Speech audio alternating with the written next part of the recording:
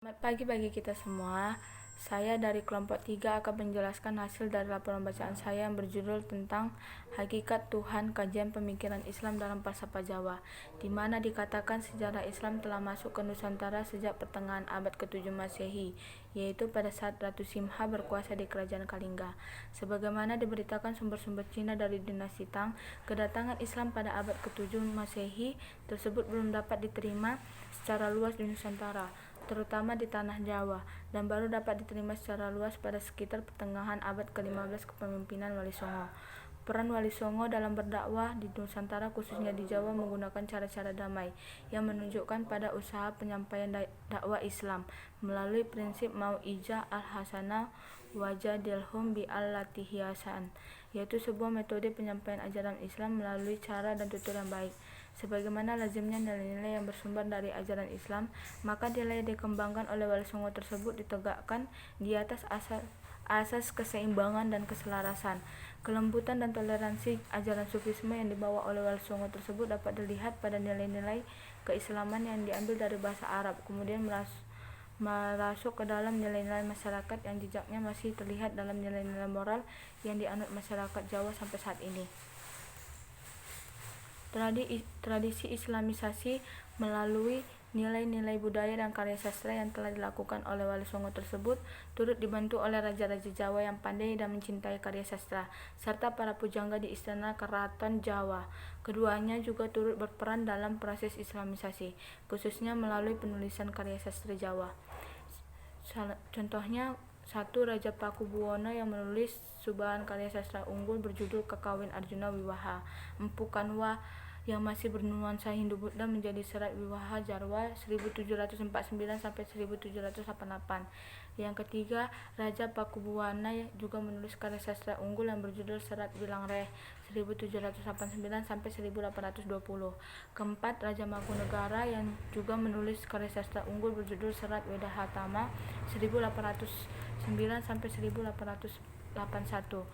Karya sastra Jawa bersifat didaktis, di mana dikatakan ajaran luhur dalam karya sastra Jawa tersebut juga biasa disebut dengan karya piulang, yang merupakan karya sastra yang dominan dalam sastra Jawa yang berisi tentang suatu ajaran yang mengandung nilai-nilai rohani dan ajaran moral atau etika yang ditujukan kepada pembacanya.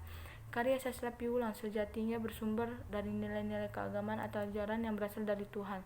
Contohnya Serat Wirid, Hidayat Jati, karya pujangga besar N.G. Ranggawarsita.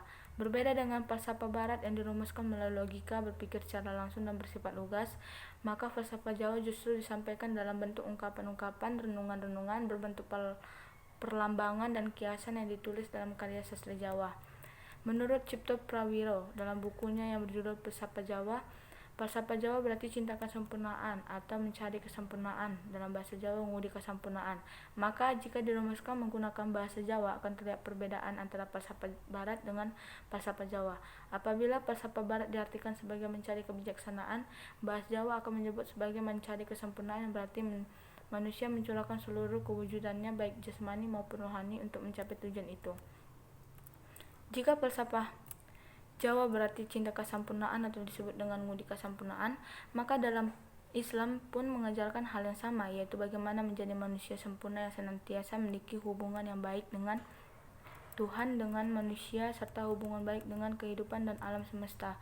Ketiga hubungan baik untuk menjadi insan kamil tersebut juga selaras dengan konsep Trihita Wacana, yaitu 3 hubungan harmonis yang menyebabkan timbulnya kebahagiaan.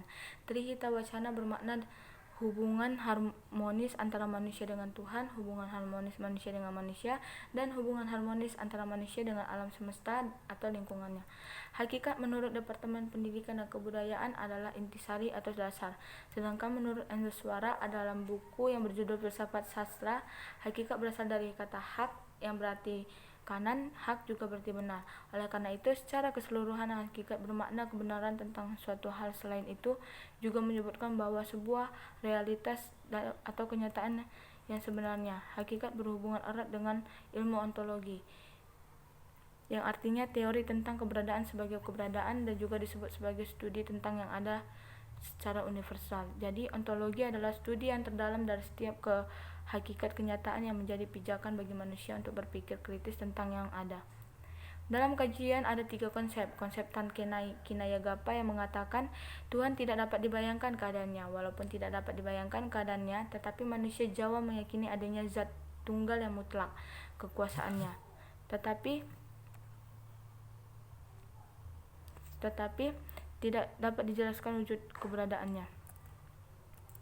Yang kedua, konsep Gusti Allah Ora Sare yang mengatakan Allah Tuhan tidak tidur. Makna tidak tidur, Allah senantiasa terjaga setiap masa.